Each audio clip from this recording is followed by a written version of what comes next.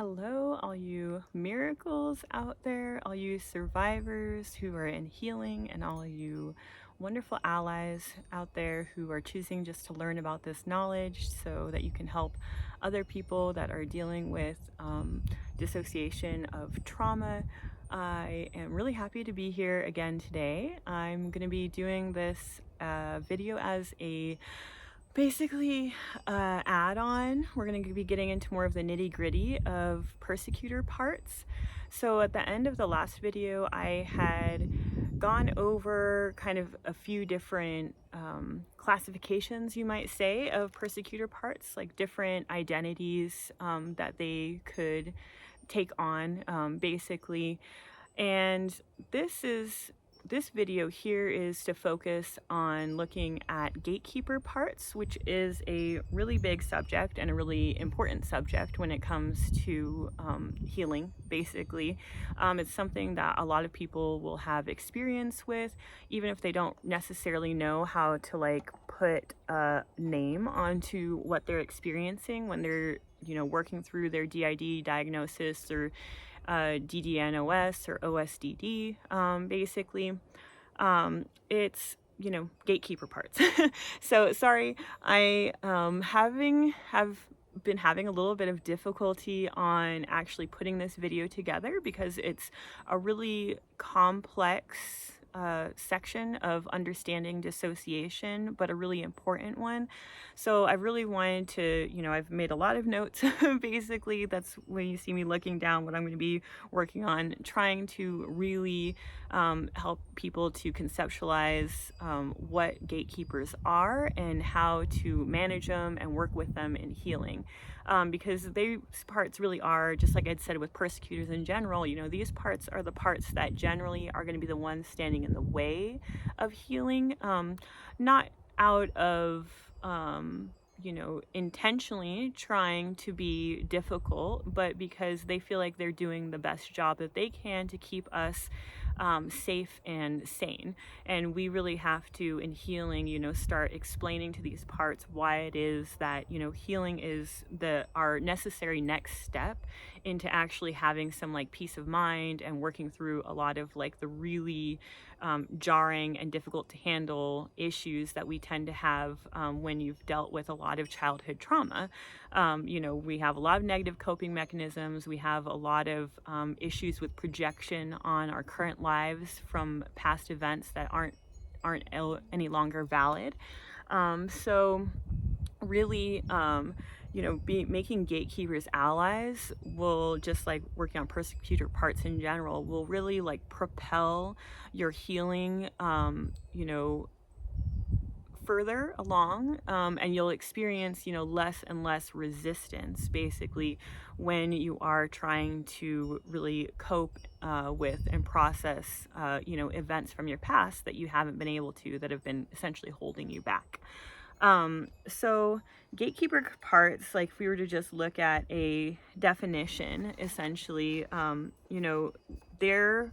basically guards or enforcers of the dissociative amnesia that we experience as survivors of childhood trauma. They're distinct from just general trauma parts. Because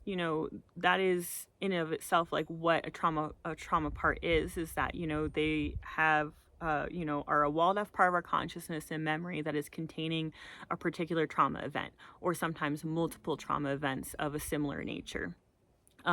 Gatekeepers are distinct from this because most of the time they're on a certain level aware of a lot of other trauma parts other than just themselves, and they are intentionally, kind of like an added barrier of amnesia and denial and gaslighting, etc. That is an attempt of our brain to really kind of put another wall in, the sequence of walls that are walling off that knowledge, basically. So it's basically another obstacle. we don't want to,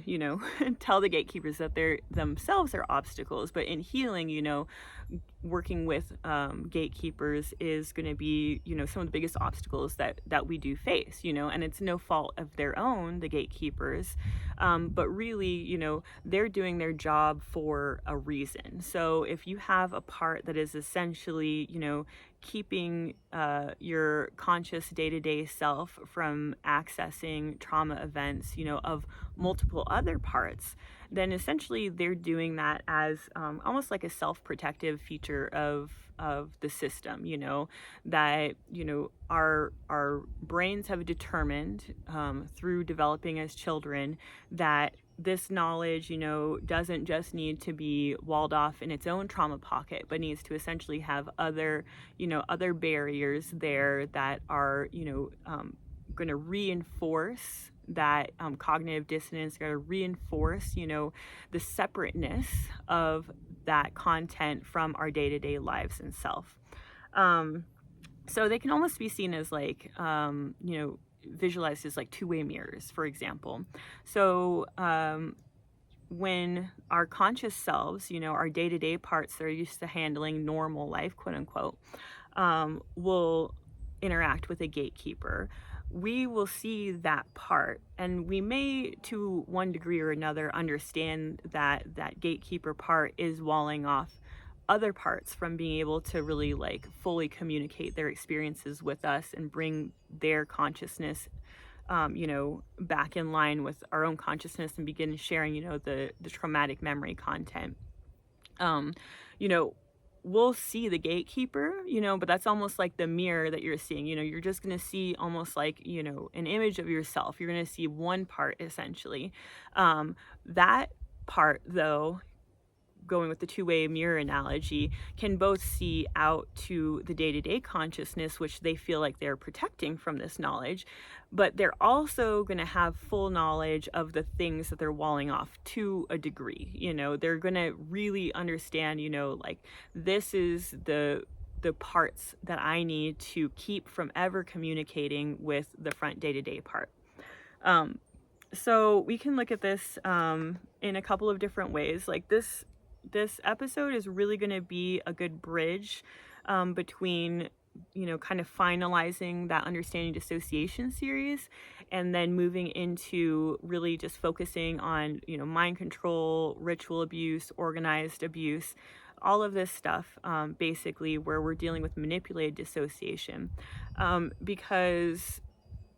gatekeepers in and of themselves, do have functions in natural dissociation that just occurs normally if we're dealing with like incest or, really traumatic experiences around like caregivers, especially ones with addiction or something. This dissociation, pattern will still happen a lot of times, especially if you have like a lot of different trauma events and a lot of different parts. In natural dissociation, it will often happen as a attempt to maintain the attachment to a caregiver that is abusive. That's one of the main functions of dissociation, is not just to like try and preserve the child's sanity so that they can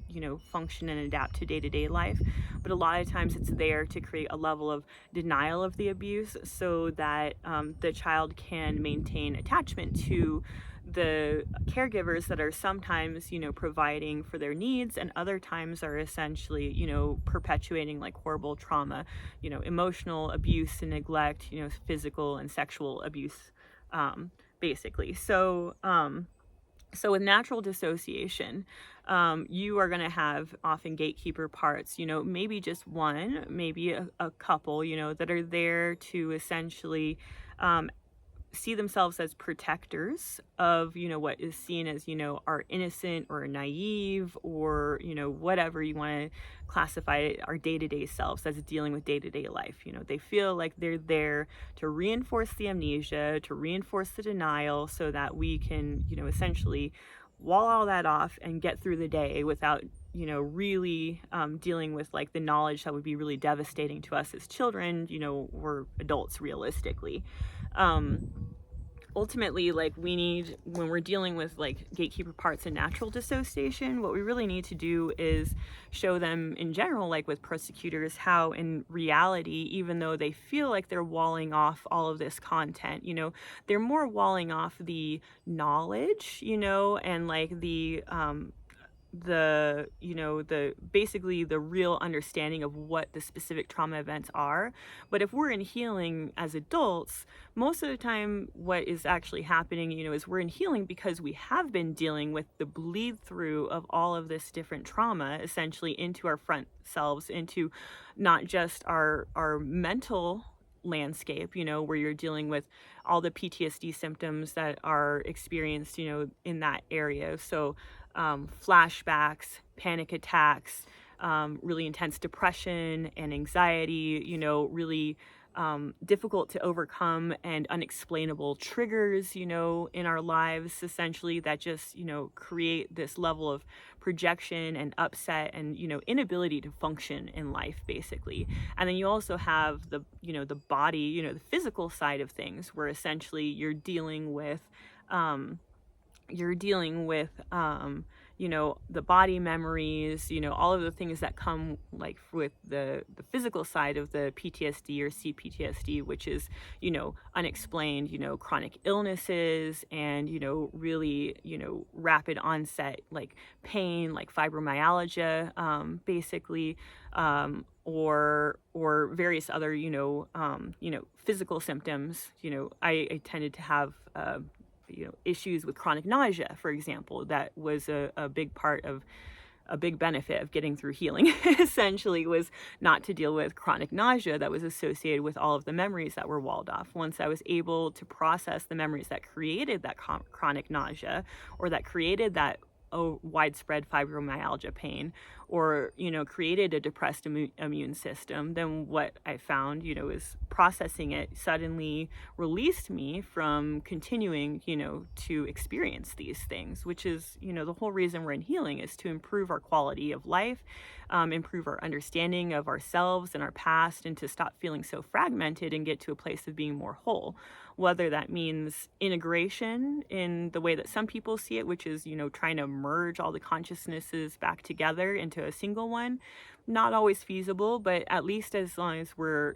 get to the point where we're co-conscious with all of these different parts, and we're not experiencing, so much amnesia, of the past, and why we've been feeling that way. You're just going to experience a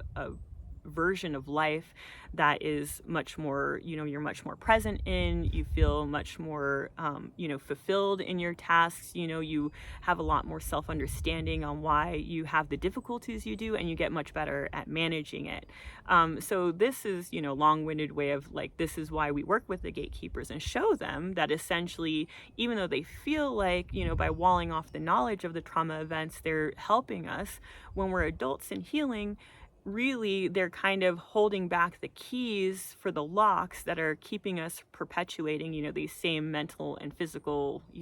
symptoms that we've been dealing with, which realistically for a gatekeeper persecutor part, they think they're trying to help us survive and to function in day-to-day life. But if dealing with flashbacks, or body pain, or depression, or all of these things, nausea, if all of these things are really impairing our ability to function normally as an adult, to have normal relationships, to hold down a job and stuff like that, this is what like we need to work with the gatekeepers about, to see that their idea that they're protecting us is no longer valid, to a degree. On a certain level, what the gatekeepers feel is valid, because we have to acknowledge as front people, like,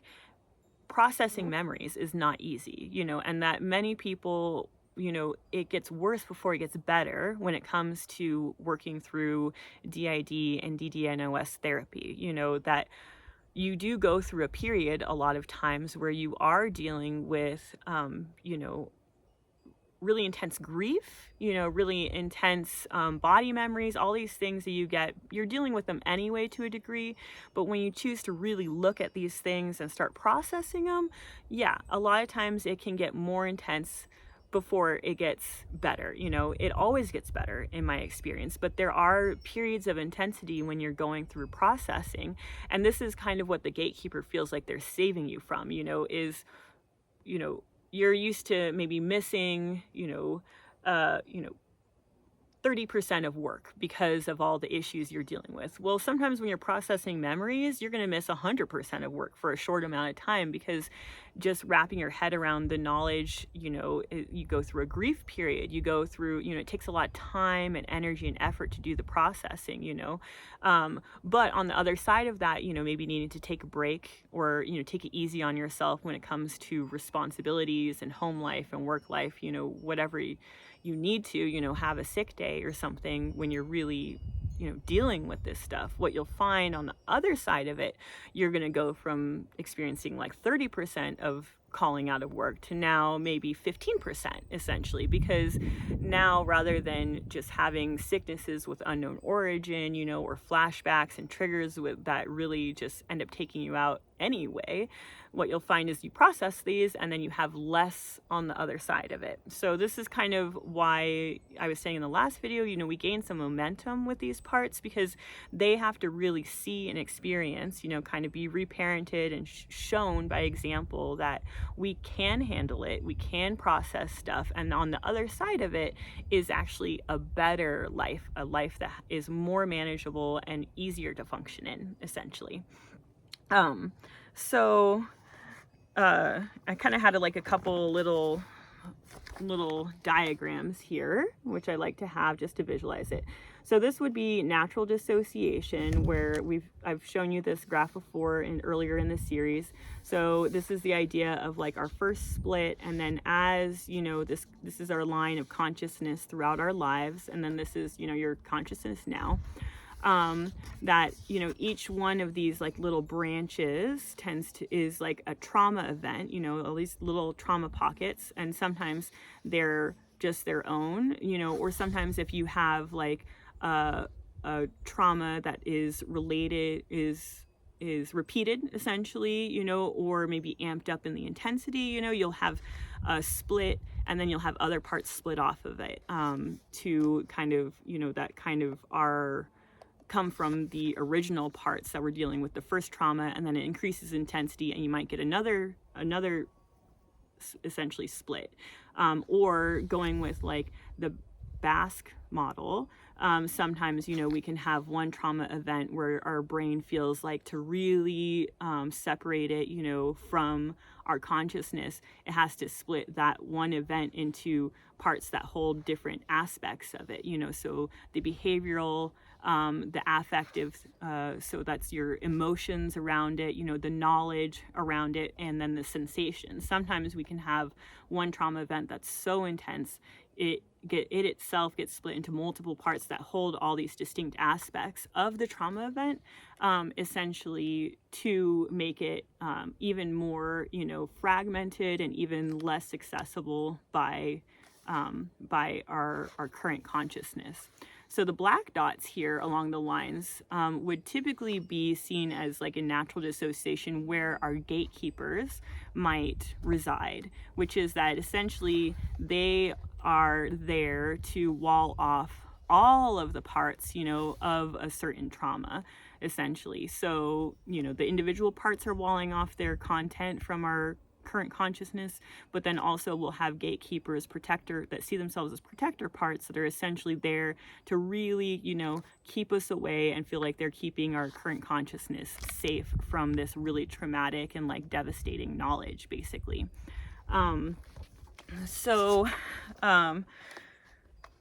That's in natural dissociation. You may or may not have parts that are identify as gatekeepers, or that you identify as gatekeepers. When we start dealing with manipulated dissociation, you are always going to have parts that we can identify as gatekeepers. And this is because they play a very essential role to the abusers in order to maintain that amnesia. Now, the purpose of this is a little bit different than what the purpose of natural dissociation is. That is our own brain's decision. Natural dissociation is our own brain's decision to wall off this content because it's too traumatic for us to handle. Now, when we're dealing with manipulated dissociation, the abusers are aware that this is a kind of part that can exist in the system. And it's a part that they utilize often to intentionally, create these barriers of amnesia, essentially, because they are very motivated to maintain secrecy. And this is not just secrecy of us understanding our own past. This is also secrecy of us acknowledging our own multiplicity sometimes. So really, parts that are intentionally there to gaslight us and to increase denial, or all these things repeat to us over and over that we're crazy and dramatic and all this stuff. Anytime that we have bleed through of other parts, essentially, that we're traumatized, most often we'll have essentially almost like a cover story that we're dealing with with manipulated dissociation, where it's a very very normal, cut and dry life, that we had. And, yeah, there's all this amnesia, and yeah, there's all these triggers, but essentially, we're just crazy, we're just dramatic. And, this is the version of reality that we're allowed to see and allowed to acknowledge is connected with our own lives and identity. When you're dealing with manipulated dissociation, this is based on secrecy. This is based on crimes that have been perpetrated often by multiple people, essentially. And this is a protective mechanism to really ensure the secrecy from the survivor's self, so that they don't try and start to heal, so that they don't really start to like internally investigate anything. Because this is kind of like their best and first line of defense. If the survivor never heals, then they will never tell, those parts won't tell yourself what happened, but they definitely won't tell other people, because if you in yourself, feel like your feelings and memories and emotions are crazy, then you're definitely not going to tell other people, because you just know that, or feel internally that, they're definitely going to think you're crazy. So most of the time, this is like a huge guard of secrecy of crimes that have been perpetrated upon you, or often that you have also witnessed being perpetrated on others. So, whereas the natural dissociation can be seen as like self-protective, this version, when you're dealing with manipulated dissociation, it's protective of others. It's protective of your abusers, 100% of the time. That's why they're employing gatekeepers to maintain these boundaries and maintain this order in the system, and really, create as many blocks and obstacles as possible to healing, is because they don't want to get caught. They don't want to get found out for all of the things that they perpetrate against you and others. Also you'll see that this is, on a certain level, it feels like an adaptive mechanism, even in manipulated dissociation, because the perpetrator parts, and gatekeepers, who I put in that category, are very allied with the cause, the mindset, and the bond they felt like they had with the abusers. So it's really a way of like being able to maintain this loyalty that they feel like is protective to the abusers, very much in the same way that it functions in natural dissociation. But this really goes even further, because you're dealing with manipulated, the abusers have gone through extraordinary lengths, repetitive, looking at time, sometimes money, sometimes multiple professionals, of that understand about dissociation being involved. Basically, they've employed a lot of different methods to really, create these parts and reinforce it, and reinforce this loyalty in the survivor. When we're dealing with manipulated dissociation, there's a very intentional attempt to create, what you would call, and it sounds Hollywood, but a mind-controlled slave. You want essentially a child that you can perpetrate against and use over and over for whatever you want as an abuser, but you don't have to keep that child in a cage. You don't have to like physically maintain, um, physically keep that child close. You don't have to keep them, contained. You don't have to, really do all of the, control and micromanaging of their lives, because you train that child's own brain how to do that, how to be the prison guard, how to be the prison, so that, they maintain, the contact with the abusers, they maintain the secrecy of the abusers, and they feel like they choose of their own will, the survivors, to be protecting those perpetrators, essentially. So we can just see it basically as, two things. Natural dissociation is internally enforced defense mechanism. Manipulated dissociation is externally created blocks,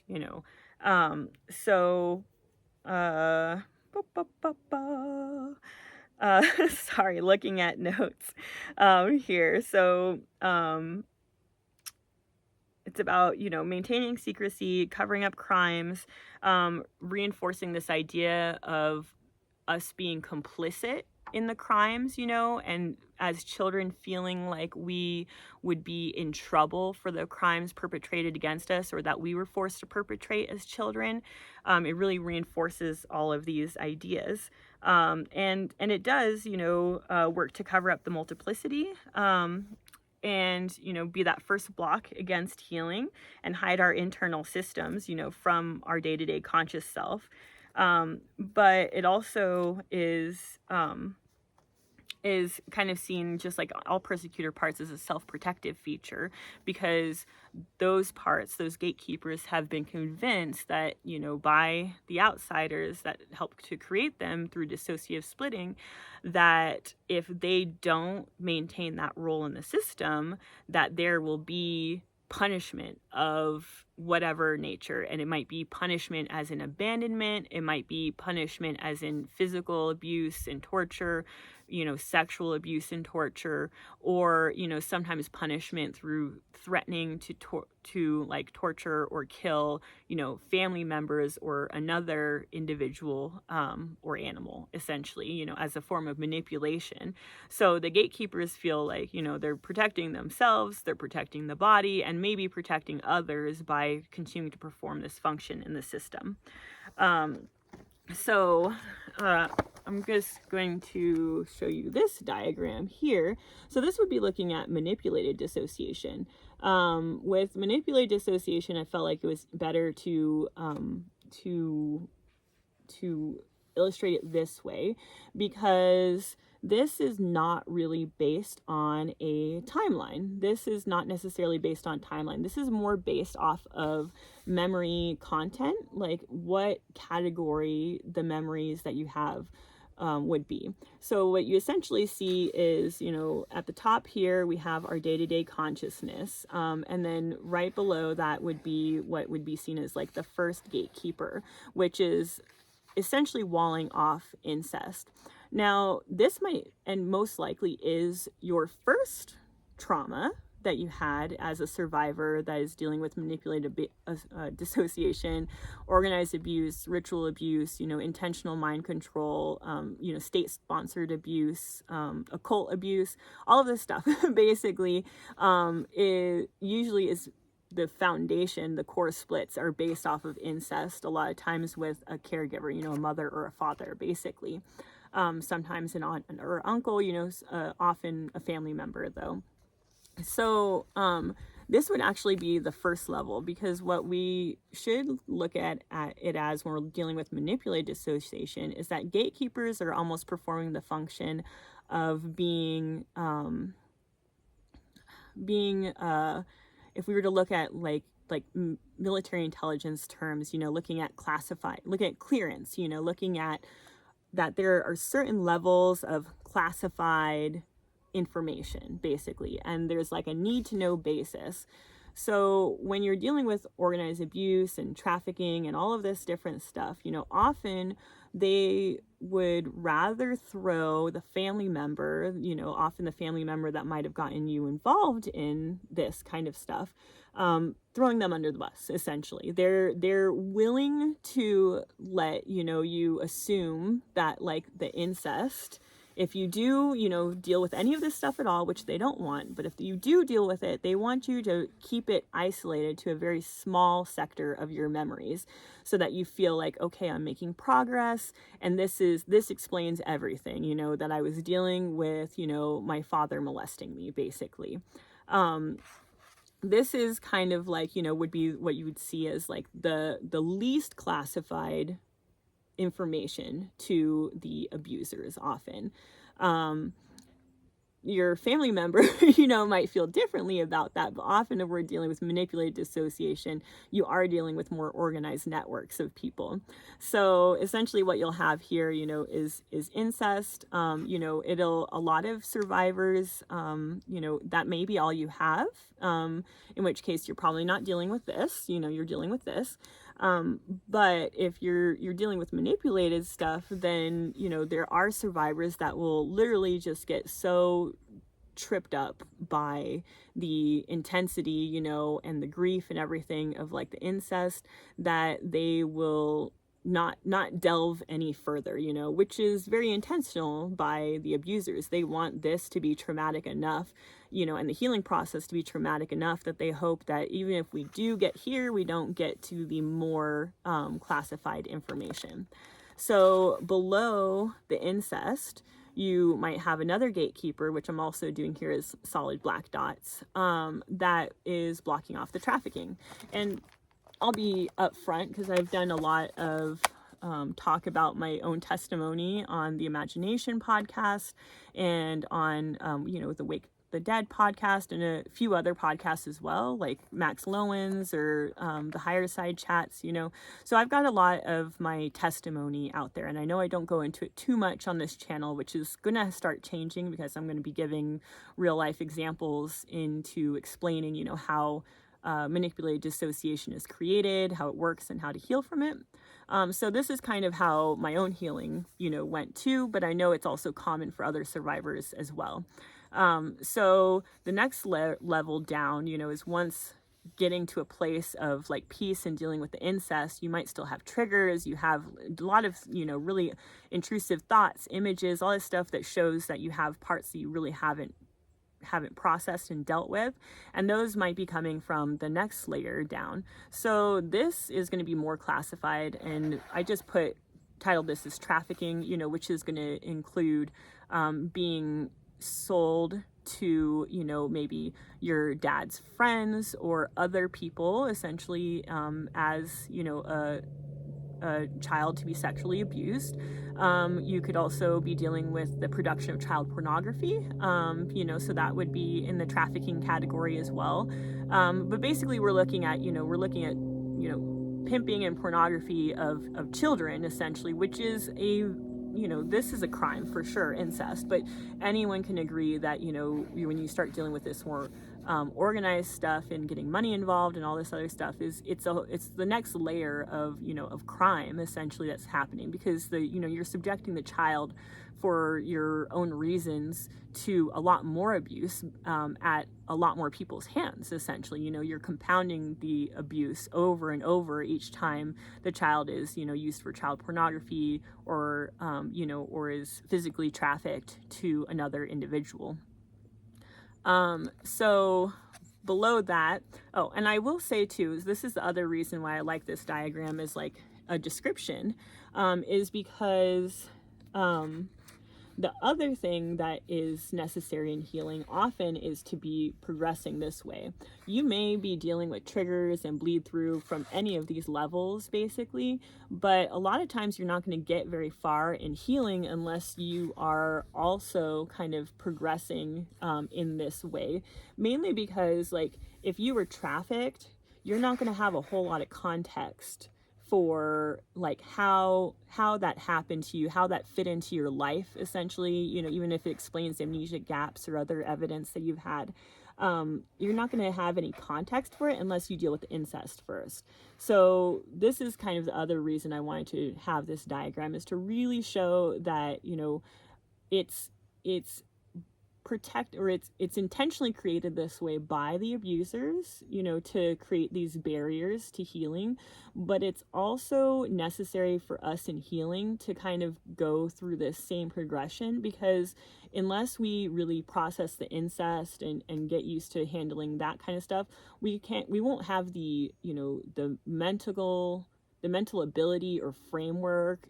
to really deal with more intense things like trafficking and child pornography use, unless we've been able to deal with this first. And we won't have the context of how we got into those situations, because most often it is the incestual family member. A lot of times, unless we're dealing with scouting programs like GATE, for example, most of the time, you know, the caregiver that is perpetrating the incest is a sociopath, is a malignant narcissist, is the person that is choosing to then sell their child, you know, themselves to others and create child pornography with them, or is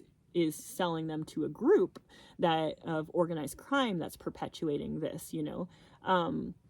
So we go through this progression basically because you don't have the context for processing, you know, the memories, the understanding really of how you got from point A to point B until, you know, you deal with these things. So we go from like more shallow to more deep, you know. And the other thing that you notice with this is it's the intensity of the trauma is going to increase as you go further down here. You know, it's not just it is not just the you know, the protective mechanism of our own mind, but it really is like our abusers putting us through more and more heinous, you know,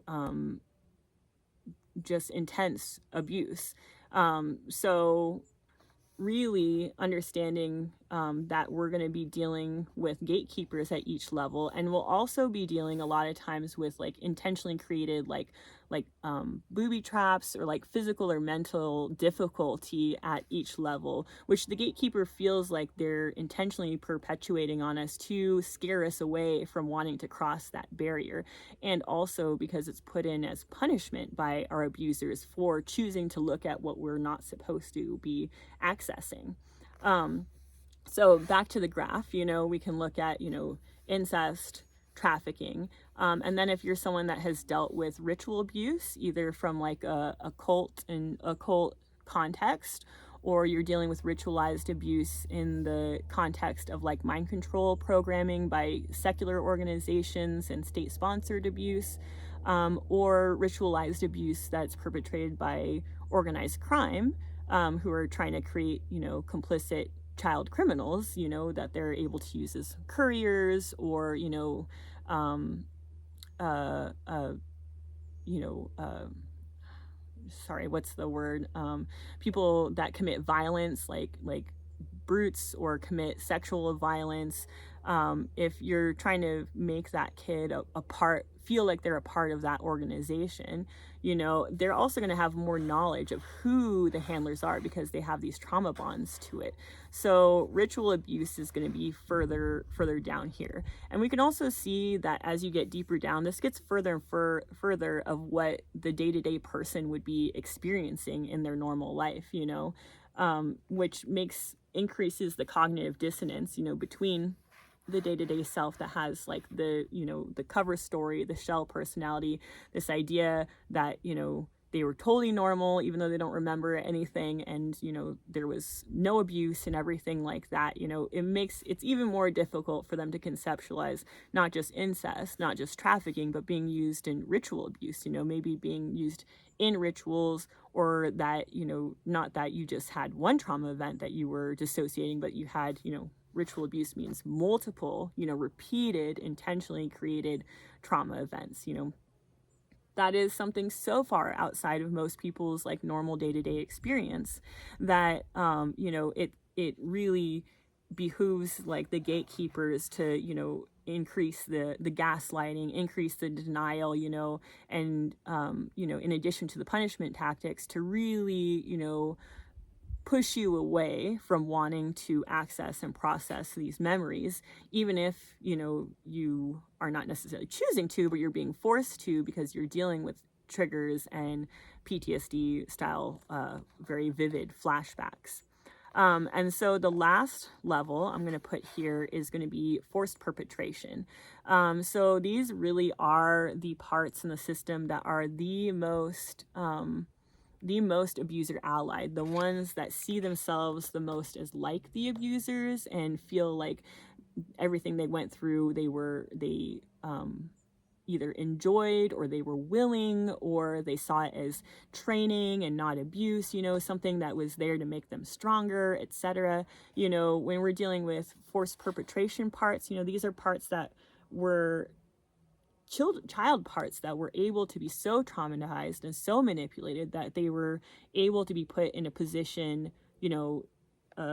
dissociative parts of them were able to be put in a situation where they felt like they themselves were the perpetrators and could perpetuate, sexual and physical abuse on other people, other children, animals, or, be used for those really gnarly ways, and essentially didn't see it as wrong, saw it as valid because of, we talked about before, the Stockholm syndrome dynamic, where they felt like, okay, this is an inescapable situation. To survive, I really have to just do exactly what the abusers want and feel like I'm choosing to do that, feel like this is what I should be doing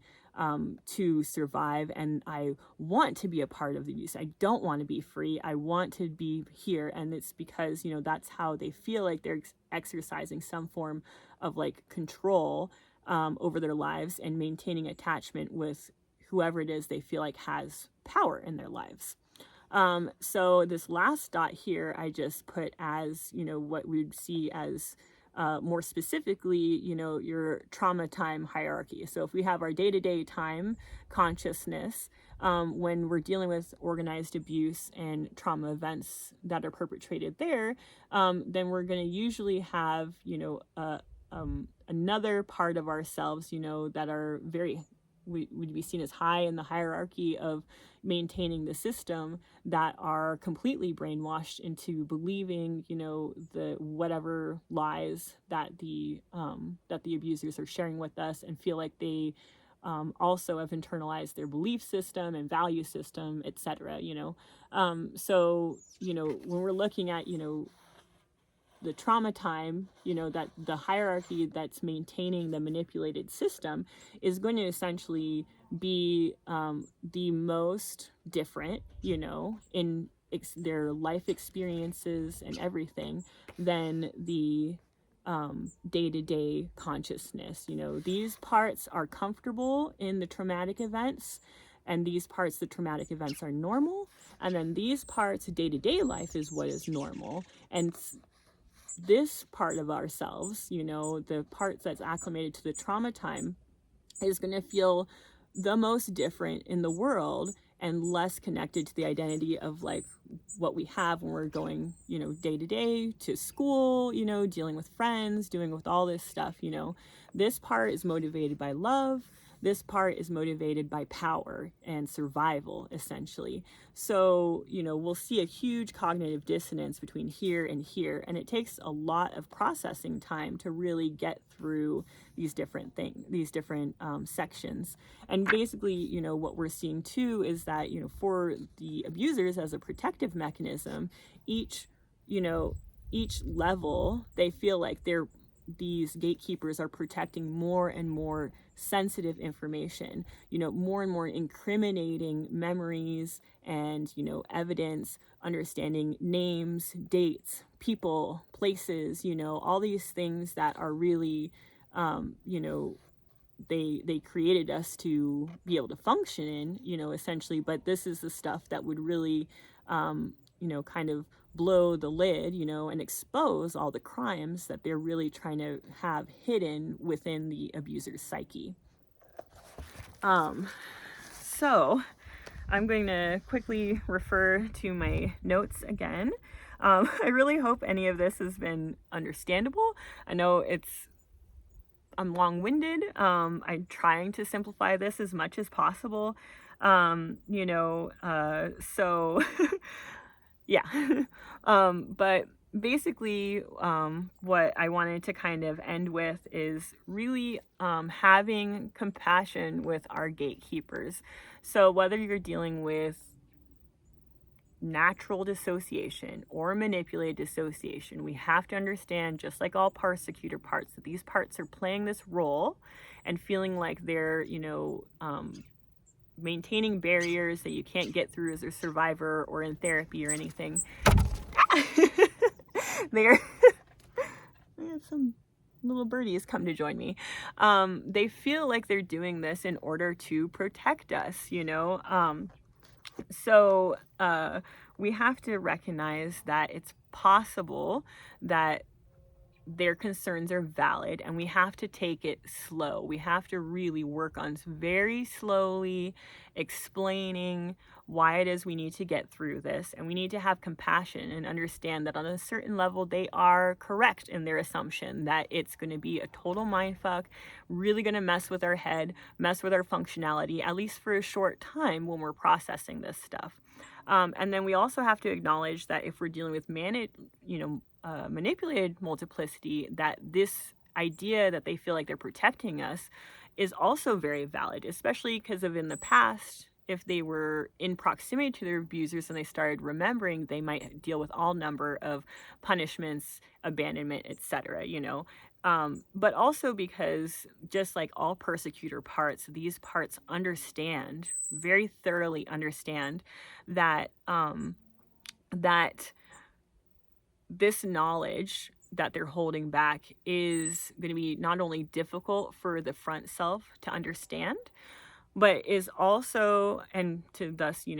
process and heal, but is also kind of going to be the most devastating stuff to deal with, especially when we're dealing with forced perpetration. Those parts, the gatekeeper parts, are feeling like they're holding back parts that if they were come to the front consciousness, there would be a lot of judgment and shame and disgust and all of this stuff from the front selves, from the rest of the system, because the rest of the system, wants to get away from the abusers. They're going to have a hard time understanding and not shaming the parts that are,